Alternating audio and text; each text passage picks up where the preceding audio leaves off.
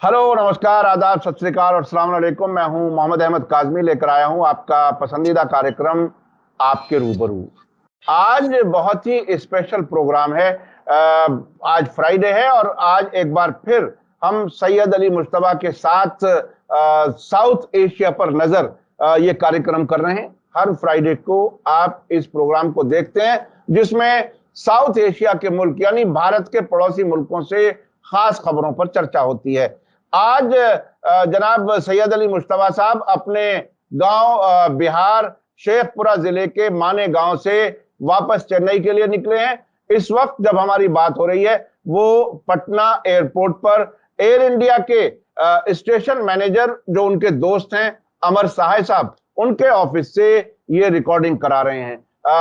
हर हफ्ते हमारे लिए वक्त निकालते हैं, सफर में रहते हुए भी, अपने गांव में, अपने जहां भी होते हैं। ये हमारी पूरी कोशिश रहती है कि उनसे बात जरूर हो जाए और आपको ये साउथ एशिया का खास प्रोग्राम आप तक जरूर पहुंचता रहे ताकि पड़ोसी मुल्कों पर भी नजर रहे, मालूमात रहे।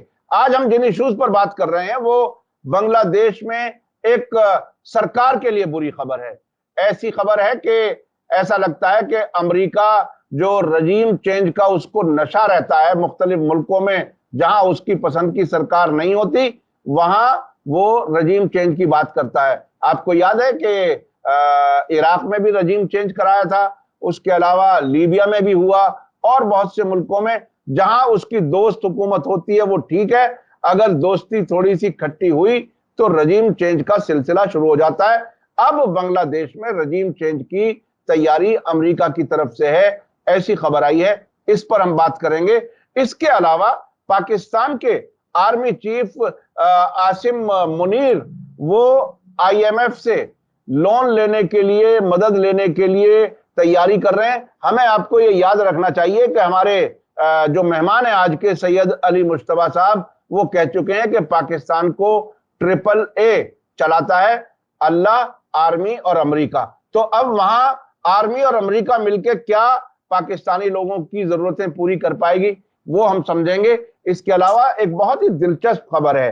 दिलचस्प खबर यह है कि श्रीलंका को, जिसको हनुमान से जोड़ करके देखा जाता है, हिंदू तारीख से जोड़ करके देखा जाता है, बंदरों के लिए खास रिस्पेक्ट किया जाता है, वहां से चीन बंदर इंपोर्ट करने जा रहा है और वहां उनको मारने की भी इजाजत वहां की सरकार ने दे दी है। उससे पहले चीन पाकिस्तान से खच्चर और गधे इंपोर्ट कर चुका है। तो ये चीन बहुत ही गैर मामूली किस्म का मुल्क है। वो एक ही किस्म का कारोबार नहीं करता, वो बंदर और खच्चर भी दूसरे मुल्कों से खरीदता है। ये बहुत ही दिलचस्प है, इस पर भी हम बात करेंगे। सैयद अली मुश्तबा साहब, वेलकम है आपका। मीडिया स्टार वर्ल्ड को आप वक्त दे देते हैं और आपने सफर में भी अपनी फ्लाइट में बैठने से पहले पटना एयरपोर्ट पर हमें टाइम दिया, उसके लिए शुक्रिया। आप ये बताइए कि बांग्लादेश की क्या खबर है, आखिर क्या हो गया? जिसे कहते हैं कि रंगा नाराज क्यों हो गया, क्या हो गया? अमेरिका क्यों नाराज हो गया कि वो चाहता है कि वहां हुकूमत बदल जानी चाहिए? जी, बहुत शुक्रिया काज़मी साहब। हमारे सामीन को मेरा आदाब, सत श्री अकाल और अस्सलाम वालेकुम। अब मैं आपको बांग्लादेश की खबर लेना चाह रहा हूँ और बांग्लादेश की खबर ये है कि मुझे बांग्लादेश के जो जर्नलिस्ट लोग हैं उन लोगों ने खबर दी है कि अभी बहुत भूचाल आ गया है बांग्लादेश में। वो अब्दुल मोमिन साहब जो उनके फॉरेन मिनिस्टर हैं उनकी मुलाकात हुई है, बल्कि एक तरह से उनकी पेशी हुई है वॉशिंगटन में एंटोनी ब्लिंकन से, और उनकी मुलाकात हुई। अंदर कमरे के अंदर क्या हुआ ये तो किसी को नहीं मालूम है, लेकिन ढाका में ये खबर बहुत गर्म है कि वहां से रिजीम चेंज का जो है वो पैगाम आ गया और ये रिजीम चेंज जो है वो हसीना वाजिद के अब टिकट कटने वाली है, क्योंकि अब वो 3 साल से 3 टर्म से मुस्तकिल जो है वो प्राइम मिनिस्टर हैं बांग्लादेश की। 2008-9 में वो थी, 2014 में भी उनका इलेक्शन हुआ था, 2018 में भी हुआ था। अब जो बात यह है कि ये जो मंसूबा बन रहा है ये वाशिंगटन में क्यों बन रहा है, ये सबसे समझने वाली बात। तो इसको समझने के लिए ये समझना पड़ेगा कि 2018 में जो इलेक्शन हुआ था वो चाइना के पैसों से हुआ था। पहले भी मैंने आपके प्रोग्राम में बताया था कि 2014 में जो है वो इंडिया के पैसों से इलेक्शन लड़ा था शेख हसीना वाजिद ने और जीती थी। 2018 में जो है मोदी सरकार ने अपना हाथ खींच लिया था क्योंकि उनके अपने इलेक्शन थे 2019 में, तो उन्होंने जो है वो पैसे नहीं दिए थे और ये पैसे चाइना से आते थे। अब अमेरिका जो है वो बढ़ते हुए चाइनीज इन्फ्लुएंस को कम करने के लिए यहाँ पे शेख हसीना वाजिद को उसने डिमांड किया है कि आप हमें बांग्लादेश में एक बेस दीजिए, नेवल बेस, ताकि मैं चाइना को कंट्रोल कर सकूं। अब हसीना वाजिद के साथ जो है वो एक तरह समझ लीजिए कि दुविधा वाली बात है कि अगर वो अमेरिका को खुश करती है तो चाइना को नाराज करती है, चाइना को खुश करती है तो अमेरिका को नाराज करती है। तो अमेरिका ने जो है ये जो अब्दुल मोमिन साहब हैं इनको एक तरह से बता भी दिया है कि अब जो है वहां से हसीना वाजिद अगर हमारे शर्त पे अगर नहीं मानेंगी तो उनका पट्टा कट जाएगा। इसलिए कि 2024 में जो है वो इंडिया में इलेक्शन होने वाला है और भारत जो है वो पैसे नहीं देगा, क्योंकि वहां भी जो इलेक्शन है वो 2024 के जनवरी फरवरी में है। तो भारत जो है वो इस पोजीशन में नहीं है कि उनको पैसे दे इलेक्शन लड़ने के लिए, और चाइना अगर देगा तो अमेरिका जो है रिजीम चेंज कर देगी। तो ये बड़ा ही मतलब दिलचस्प पोजीशन है शेख हसीना की, और इससे उनकी जो बौखलाहट है वो समझ में आती है कि वो ढाका में जो है वो अब अपने आप को सद्दाम हुसैन के से मिला रही हैं और कर्नल गद्दाफी से मिला रही हैं, और मतलब और इस तरह के जो लोग हैं जिनके रिजीम चेंज हुए हैं उसको वो कह रही हैं, और अमेरिका को भरपूर गाली दे रही हैं जैसे कि इमरान खान ने दिया था 1 साल पहले। तो अब उनका यही काम है 1 पॉइंट प्रोग्राम कि वो सारी दुनिया की जो जो जो उनके में प्रॉब्लम है उसके लिए वो अमेरिका को ही मतलब ब्लेम कर रहे हैं। इस कड़ी में एक चीज और मैं बता दूं कि देखिए, जब ये नेपाल में परचानंद की जो सरकार फिर से बनी थी, इससे ठीक पहले जो है वो इंडिया के फॉरेन सेक्रेटरी गए हुए थे और उससे पहले अमेरिका के फॉरेन सेक्रेटरी गए थे वहां पे मतलब, और वहां जाकर के इन दोनों ने ही डिसाइसिव एक डिसीजन लिया था जो कि नेक्स्ट रिजीम जो आई अभी परचानंद की नए मतलब रूप में वो प्रो इंडिया है और एक प्रो गवर्नमेंट उसने बना दिया। तो बांग्लादेश भी वो बिल्कुल प्रो इंडिया भी है और वो नहीं चाहती है कि कोई मतलब एंटी इंडिया जो है कोई गवर्नमेंट बने। तो ये इक्वेशन अभी डेवलप कर रहा है, लेकिन एक बात तो समझ में आ रही है कि हसीना वाजिद की जो है 3 टर्म्स के बाद उनकी पॉपुलैरिटी बहुत लो है। जो वहां की अगर फ्री एंड फेयर आज इलेक्शन हो जाए तो इलेक्शन हार जाए, और वो इलेक्शन जीतने के लिए उनके पास एक ही ट्रम्प कार्ड है, वो है तीस्ता रिवर। और तीस्ता रिवर का जो कार्ड है वो ममता बनर्जी के पास है, ना कि मोदी जी के पास। ममता जी बनर्जी वो सिग्नल नहीं देंगी तो हसीना वाजिद का जो है तख्ता पलट जाएगा। तो ये बड़े कॉम्प्लेक्स चीजें हैं और इसमें अभी बहुत अर्ली डेज है, अभी काफी टाइम है, जनवरी फरवरी में जो है वो वहाँ इलेक्शन होगा। तो अभी एक चीज और मैं बता दूं कि अगर शेख हसीना वाजिद नहीं है, गद्दी पे नहीं है, उनको ऑल्टरनेटिव अभी तक जो वेस्टर्न फोर्सेस है और इंडिया के जो लोग हैं उन्होंने अभी तक ऑल्टरनेटिव नहीं तजवीज किया। ये भी एक बड़ा सवाल है, क्योंकि जो बीएनपी पार्टी है मतलब अवामी लीग के अगेंस्ट में वो बिखरी हुई पार्टी है। खालिदा जिया हैं, वो भी मतलब इंडाइटेड हैं और सजा याफ्ता हैं, और उनके बेटा जो है वो एग्जाइल में रह रहा है।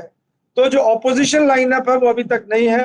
बट ये है कि हसीना वाजिद जो है वो मतलब she is out of her nerves, और उनको ये लग रहा है कि अमेरिका सरकार जो है बहादुर जो है अमेरिका बहादुर वो उनका तख्ता जो है पलट करने वाला है।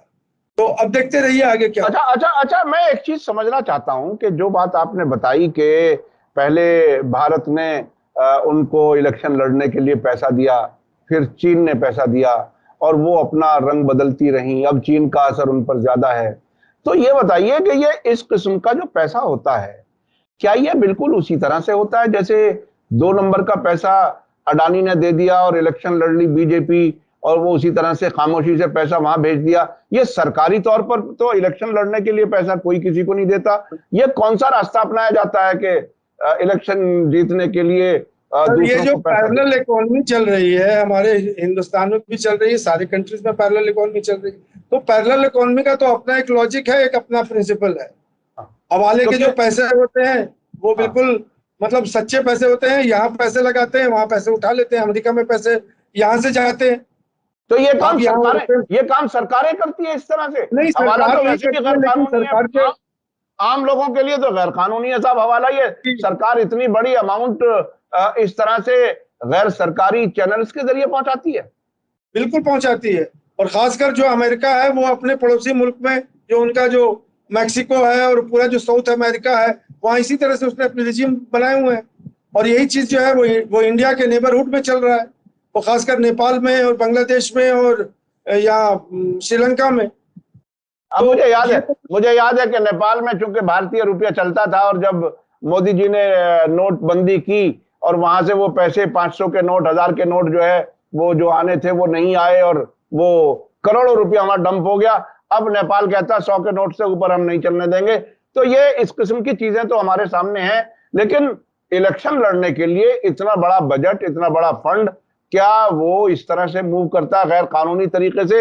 ये बहुत ही अहम बात है। अच्छा, अब आगे ये बताइए कि जब वहां ऑल्टरनेट कोई नहीं है, बीएनपी बिखरी हुई है, उनका बेटा लंदन में रहता है, तो ये जब किसी डेमोक्रेसी में रूलिंग पार्टी के सामने कोई ऑल्टरनेट नहीं होता या नहीं रहने दिया जाता, तो एक तरह से डेमोक्रेसी की जड़ें कमजोर होती हैं, और जो हुकूमत में है उसी को फिर आखिरकार कह दिया जाता है कि भाई तुम ही चलाओ, कोई बात नहीं, आगे हम देखेंगे क्या होगा। तो क्या ऐसा कुछ हो सकता है शेख हसीना को? फिर भी ये बड़ी इंटरेस्टिंग बात है, क्योंकि ऑल्टरनेट तो है ही है। वहाँ कई पार्टियां वहाँ है, जैसे हिंदुस्तान में मतलब इनमरेबल पार्टी है, और बांग्लादेश में तो एक बीएनपी है और एक अवामी लीग है। तो मेरा तो यही मानना है कि जो पार्टी आएगी ऑल्टरनेटिव, वो बीएनपी के ही इर्द गिर्द होगी। लीडर कोई भी हो सकता है, लेकिन जो संगठन है पार्टी की वहां पे, वो तो बीएनपी है। यानी कोई कोalition किसी शक्ल हो सकती है, कोaliशन किसी शक्ल हो सकती है, और उसकी मोहर जो है वो इंडिया न्यू दिल्ली में लगेगी और वाशिंगटन में लगेगी। अच्छा, एक चीज और मुझे समझ में आती है कि इंडियन सब कॉन्टिनेंट, जिसमें भारत, पाकिस्तान, श्रीलंका, जो हमारा ये पड़ोसी वो है, उसको इंडियन सब कॉन्टिनेंट कहा जाता है। क्या अमेरिका के रजीम चेंज का शिकार इस इलाके का बांग्लादेश पहला शिकार होगा क्या? अब से पहले भी कुछ ऐसा हुआ है कि अमेरिका ने जिसको चाहा हुकूमत बदली? बहुत सारे। अब पाकिस्तान तो आप देख ही ले, जब भी मिलिट्री क्यू हुआ है तो वो अमेरिका के सपोर्ट से हुआ है। तो पाकिस्तान के तो क्लासिक केस है जहां पे अमेरिका डायरेक्ट इंटरवीन करती है, चाहे वो जनरल मुशर्रफ हो या उससे ज़िया हो या जो कोई भी हो। बांग्लादेश में जो जनरल इरशाद की जो हुकूमत चल रही थी वो इंडिया के सपोर्ट से चल रही थी, वो खुलेआम की बात है। और इरशाद की जो हुकूमत थी वो काफी लंबी थी, जो मतलब वहां पे वो चल रहा था। तो बांग्लादेश जो है वो तो पपेट स्टेट है, और नेपाल भी पपेट स्टेट है, श्रीलंका भी पपेट स्टेट है। तो जो ये सारी जो कंट्री हैं, बड़ी छोटी छोटी कंट्री, बांग्लादेश को याद देख लीजिए, वो पहले ईस्ट पाकिस्तान। नहीं, मैं फिर अब सीधा सवाल करता हूं, क्या हम वाकई बचे हुए हैं? क्या भारत वाकई बचा हुआ है कि अमेरिका की मर्जी के खिलाफ हुकूमतें बनती हैं यहाँ? देखिए, भारत जो है उसको इस ब्रैकेट में मत लाइए, इसलिए कि भारत का जो है वो 70% ऑफ साउथ एशिया वो भारत है। तो मैं ये नहीं कहता हूं कि यहाँ जो रिजीम बनती है वो एक्सटर्नल, लेकिन बांग्लादेश जो है वो तो ईस्ट बंगाल था। हम लोगों के जो रह रहे हैं अभी, हमारे पास वेस्ट बंगाल है, उसका एक पार्ट जो है वो बन गया, वो कंट्री बन गया। वो तो एक पूरा स्टेट था ना, मतलब बंगाल का जो है वेस्ट बंगाल, वो तो बहुत छोटी छोटी हुकूमतें, उसी तरह की हुकूमतें हैं जैसे कि साउथ अमेरिका में जो सारी कंट्रीज हैं, ब्राजील है, पनामा है, निकारागुआ है, होंडुरास है, ये सारी कंट्री है। तो यहाँ पे तो वो जनरल नोरगेगा का भी बात कर रही हैं वो, कि उन्होंने जो है अमेरिका ने उनको रिजीम चेंज कर दिया, वो एंटी अमेरिका बात कर रहे थे। खालिदा ज़िया की बात कर रहा हूँ मैं। मैं अपने दर्शकों को बता दूं कि अभी जो मस्जिद अल अक्सा में इजराइलियों की ज्यादतियां हुई और उसके बाद जवाबी कार्रवाइयां दोनों तरफ से हुई, उसके बाद ईरान के प्रेसिडेंट इब्राहिम रईसी ने कई मुल्कों के हेड्स ऑफ स्टेट से बात की है, जिसमें सीरिया, तुर्की, पाकिस्तान और बांग्लादेश की शेख हसीना से भी बात की है। और शेख हसीना ने इजराइल वाले उसमें मिडिल ईस्ट में जो कुछ होता है उसमें ईरान के नजरिए को एक तरह से सपोर्ट किया है। तो मैंने भी उस खबर से एक अंदाज लगाया, जिसे इन्फेयर किया कि शायद आजकल वो चूंकि अमेरिका से नाराज हैं, और ईरान भी शायद ऐसे मुल्कों को तलाश करता रहता है कि हमारे नजदीक नजरियाती तौर पर कौन आता है। तो उन्होंने बहरहाल इनका एक फोन पर बात हुई है। अब मैं आना चाहता हूं अमेरिका के। जी जी, एक सेकंड, ये मैं बताना चाह रहा हूं कि जो बांग्लादेश की इकोनॉमी है वो अब एपरल इंडस्ट्री पे चल रही है, कपड़े के लिए। तो वेस्टर्न जो यूरोप है और अमेरिका, वो अपने सारे मार्केट जो है वो स्टिचिंग जो कपड़े की होती है वो बांग्लादेश में होती है, और बांग्लादेश से वो एक्सपोर्ट होता है। तो अगर अमेरिका, उनका जो एपरल इंडस्ट्री है, पहले ये तमिलनाडु में होता था, हमारा जो त्रिपुर का इलाका है, ये जो बड़े बड़े ब्रांड हैं एडिडास और ये जो मतलब बहुत ही फैंसी ब्रांड्स हैं, ये सब हमारे यहाँ तमिलनाडु में बनते थे एक जमाना पहले। अब ये सब के सब हो गए हैं बांग्लादेश में, क्योंकि वेस्टर्न पावर जो है और अमेरिका जो है वो चाहती है कि बांग्लादेश को जितना से ज्यादा इकोनॉमी अपलिफ्टमेंट मिले तो उतना अच्छा है। तो ये अप्रैल जो इंडस्ट्री है वो जो है वो सिर्फ वेस्टर्न सपोर्ट से चल रही है, और ये एक लेवरेज पॉइंट है अमेरिका का बांग्लादेश के ऊपर प्रेशर देने के लिए कि अगर आप हमसे भागेंगे तो मैं ये उठा लूंगा आपसे। तो 6 महीने भी बांग्लादेश नहीं चल सकता है अगर ये अप्रैल इंडस्ट्री मतलब जो जो इंडस्ट्री है वो अमेरिका अगर उससे हाथ उठा ले और उसको शिफ्ट कर दे किसी और जगह जाके, जो कि बहुत सारे मुल्क हैं यहाँ। पिछले दिनों ढाका में ऐसी कुछ फैक्ट्रियों में आग लगी है।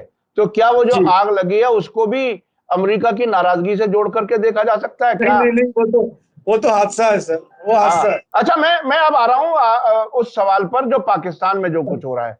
पाकिस्तान में अब तक हमने कई बार बात की इमरान खान की, अमेरिका की तरफ फिर से झुकाव और दूसरी बातें, लेकिन इस वक्त जो बड़ी खबर है वहां के army chief Asim Munir IMF से मदद लेने के लिए कामयाबी की तरफ आगे बढ़ रहे हैं। उसे आप कैसे देख रहे हैं? क्योंकि पाकिस्तान की हालत बहुत खराब आ रही है, बार बार इस किस्म की वीडियोस, ऐसी इंफॉर्मेशन आ रही है अनऑफिशियल तरीके से भी, जिसमें लोगों को भूख का सामना है, जरूरतों का सामना है, जरूरतें पूरी नहीं हो रही।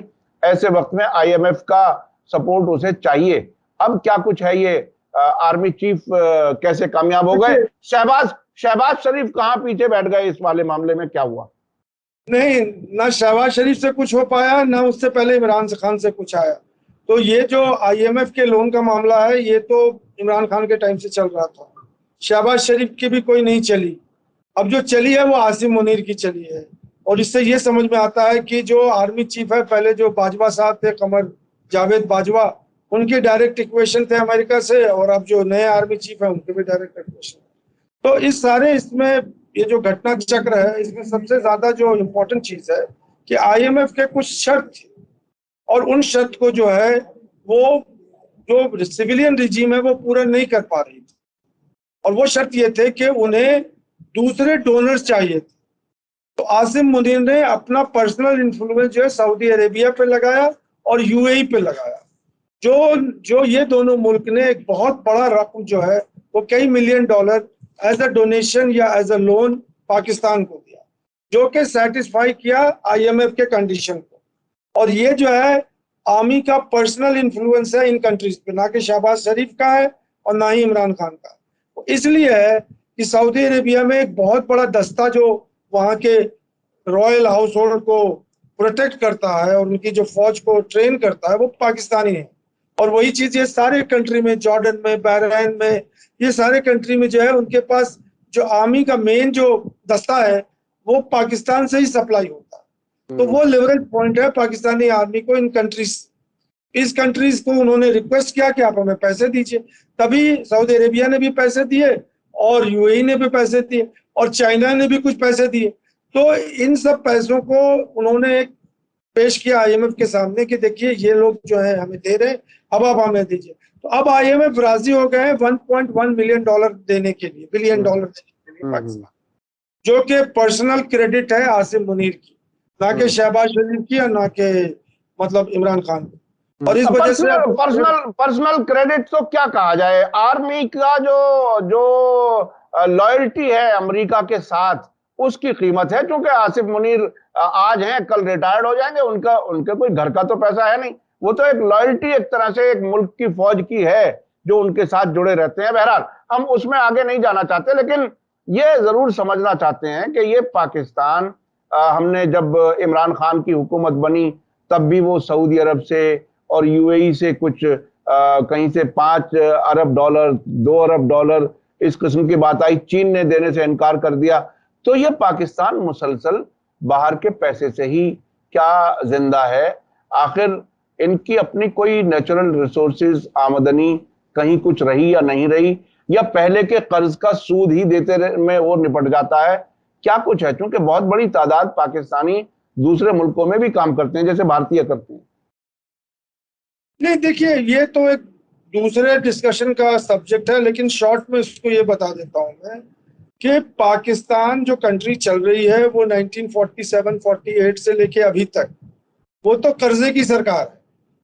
वो अपने पैरों पर अभी तक नहीं खड़ी हो पाई है। अपनी इकोनॉमी उनकी कभी पहले भी दुरुस्त नहीं थी, आज भी दुरुस्त नहीं है। वो वेस्टर्न पावर पे और मिडिल ईस्ट के पावर पे और अब चाइना के पावर पे जो चंदे से पैसे आते हैं उसी से पाकिस्तान चलती है। और उनका ये बेसिक प्रॉब्लम है। पाकिस्तान के जो दो बेसिक प्रॉब्लम है जो मैं समझता हूँ, मेरी जो समझ है, एक तो उनकी सिक्योरिटी और जो मिलिट्री स्टेबिलिटी है और जो उनका मतलब थ्रेट परसेप्शन है वो है। तो उसको किसी हद तक उन्होंने स्टेबलाइज कर लिया है 75 ईयर्स में या उसके साथ साथ। तो जो भी उनके थ्रेट हैं, चाहे वो इंडिया से हो, चाहे वो अफगानिस्तान से हो, चाहे ईरान से हो, तो वहां पे वो एक स्टेबिलिटी आ गई है। लेकिन इकोनॉमिक स्टेबिलिटी आज तक नहीं आई है। और हर बार जब वो फिस्कल होता है सालाना के बाद, तो वो डिफिसिट में चलता है। और जितना वो प्रोड्यूस करते हैं उससे कई गुना मतलब आमदनी रुपया और मतलब आमदनी अठन्नी और खर्चा रुपया। तो यही उनके ये है, क्योंकि उनके इतने ज्यादा लाविश एक्सपेंडिचर है, उसके ऊपर से करप्शन। तो वो आज तक जो है उस मतलब जो दलदल है, इकोनॉमिक दलदल, उससे कभी नहीं निकल पाए। अब वो इमरान खान आए थे तो उन्होंने कुछ गाय बेच दिए, कुछ भैंस बेच दिए, उससे क्या इकोनॉमी समझेगी क्या? ऑस्टेरिटी मेजर किया, वो बड़ा सिंबॉलिक था। उन्होंने कुछ कारें भी कम की थी अपनी प्राइम मिनिस्टर। उनके बस की बात नहीं है, उनके बस की बात नहीं है। अभी मैं अगर मुझे बोलने की इजाजत दें तो मैं ये कहना चाहता हूँ कि मैं इमरान खान का, जब तक वो क्रिकेट खेलते थे तब तक मैं उनका सपोर्टर था। लेकिन जब वो सियासत में आ गए और अब प्रधानमंत्री बन गए तो वो रियासत मदीना बना रहे थे। और मैं यहाँ से बैठ करके ये एनालिसिस करना चाह रहा था इमरान खान का कि वो अगर ये कहते कि मैं सिंगापुर बनाऊंगा इसको पाकिस्तान को, या मैं ताइवान बनाऊंगा, या मैं हांगकांग बनाऊंगा, तो वो तो फॉरवर्ड लुकिंग बात होती। ये बंदा ऑक्सफोर्ड में पढ़ के आया है, सारी जिंदगी इसने वेस्टर्न मतलब सोसाइटी में गुजारी है। अब वो आकर करके रियासत मदीना बना रहा। अब ये बताइए आप, अगर वो कहता कि मैं पाकिस्तान को सिंगापुर बनाऊंगा तो समझ में आती है। देखिए मैं आपको बताऊं, जो मुझे समझ में आ रहा है वो रियासत मदीना, एक तो देखिए इमोशनल एक बात है कि मुसलमान उसमें बह जाएगा, क्योंकि हमें याद है कि जनरल जियाउल हक ने निजाम मुस्तफ़ा की बात की थी तो लोग बहरहाल उसमें बह गए थे। अच्छा, रियासत मदीना अपने आप में उस जमाने में जब रसूल आए तो उन्होंने एक जस्टिस लाने की बात की, जुल्म खत्म करने की बात की। हो सकता उस मानी में उन्होंने कहा हो। तो ये, और आप सिंगापुर और लंदन और जो दुबई और ये जो तरक्की याफ्ता शहर हैं वो बहरहाल आज के जमाने में इस तरह से देखा जाता है। तो बहुत मुमकिन है वो एक पब्लिक कंजम्पशन के लिए बात हो, वो उतने संजीदा ना हो। लेकिन अभी तो ये हाल है कि अब वो अपना पॉलिटिकल कैरियर खत्म होता हुआ देख रहे हैं और उसे फिर से जिंदा रखना चाह रहे हैं। अब आपको आगे क्या लगता है कि पाकिस्तान क्या ये आईएमएफ वगैरह से लेकर के कुछ दिन चलेगा, या लोगों के वहां की कोई मुश्किलात कुछ हल हो जाएंगी? या वो बिल्कुल चलेगा। इसी तरह से पाकिस्तान चल रहा है, अमेरिका और आर्मी के ही हिसाब से चल रहा है। और अभी जो ये आईएमएफ जो लोन है वो 1.1 बिलियन डॉलर उन्हें रिलीज होगा, जबकि उन्होंने मांगा है 6.5। और आईएमएफ भी जो है वो लोन रिलीज करेगा जब अमेरिका बहादुर अपनी मोहर लगाएगा उस पर। तो मतलब बिल्कुल ऐसा हुआ कि मांगने वाले ने 5 रुपए मांगे, देने वाले ने 1 रुपया देके जान छुड़ा ली। वही होगा, वो तकरीबन ऐसा हुआ। अच्छा, अब हमारे पास वक्त कम रह गया है, मैं उस पर जाना चाहता हूं कि क्या ये श्रीलंका से बंदर एक्सपोर्ट हो रहे हैं चीन? ये चीन में क्या क्या इस्तेमाल है बंदरों का? क्या क्या वहां हनुमान के पूजा करने वाले ज्यादा हो गए हैं, या कोई और कारोबारी कोई इस्तेमाल है उसका? देखिए, मैं रिलीजियस बातों में नहीं जाऊंगा। जो खबर है उसको मैं आपके सामने रखना चाहता हूं, अपने सामईन से उसको जोड़ना चाहता हूं। खबर यह है कि श्रीलंका तो आप जानते हैं कि कंगाल मुल्क है, उसके पास पैसे नहीं है, तो जहां से पैसे आ जाए वही गनीमत है।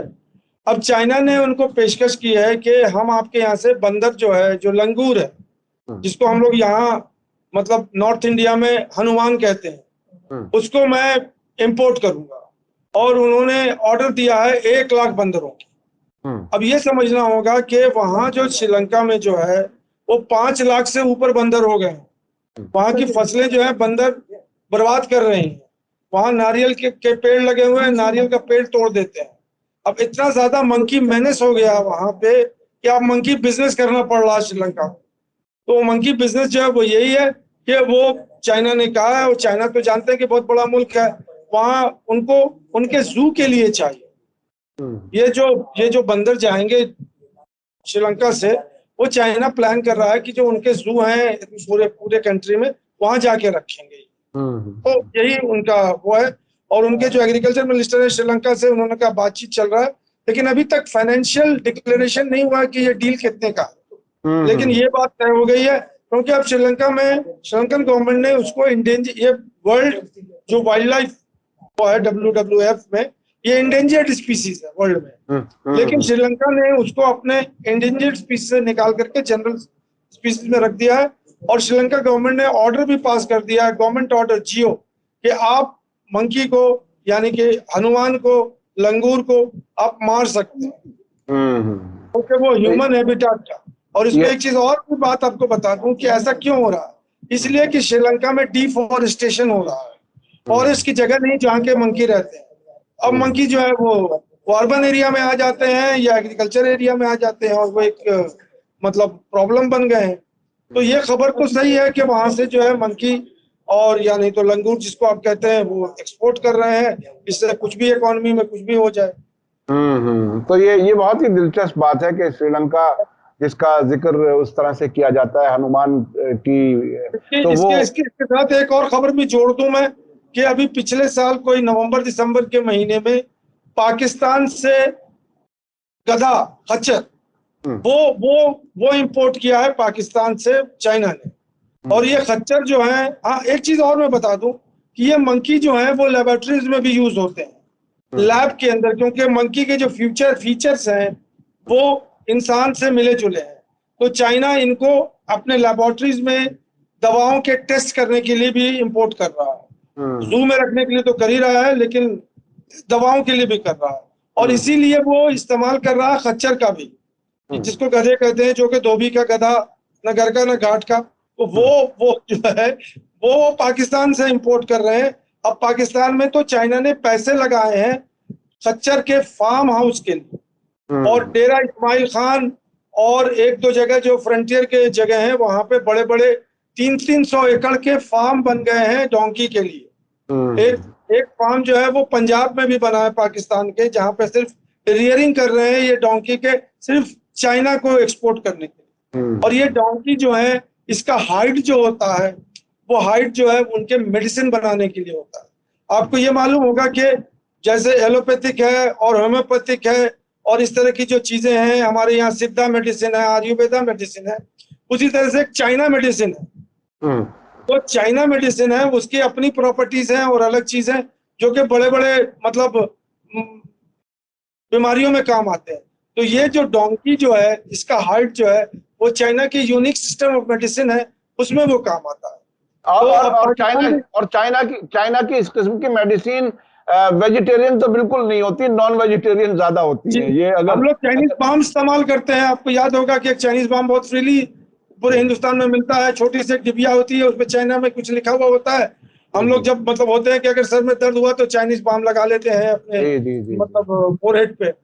तो ये जो ये खास तौर पर खच्चर और गधे का इस्तेमाल मैंने देखा है ईरान में, इराक में, कई और मुल्कों में जहां पहाड़ी इलाके हैं, वहां सामान ले जाने के लिए इनका इस्तेमाल काफी होता है। हमारे यहाँ भी मैं समझता हूँ जम्मू कश्मीर वगैरह में भी फौजी इलाकों में फौजियों के लिए कुछ सप्लाईज वगैरह पहुंचाने में भी इनका इस्तेमाल होता है। ये ज्यादा ताकतवर होते हैं और ऊंचाई पर चढ़ते चले जाते हैं। ये भी इनके अंदर एक खूबी होती है, शायद चीन की उस तरह की भी जरूरत हो।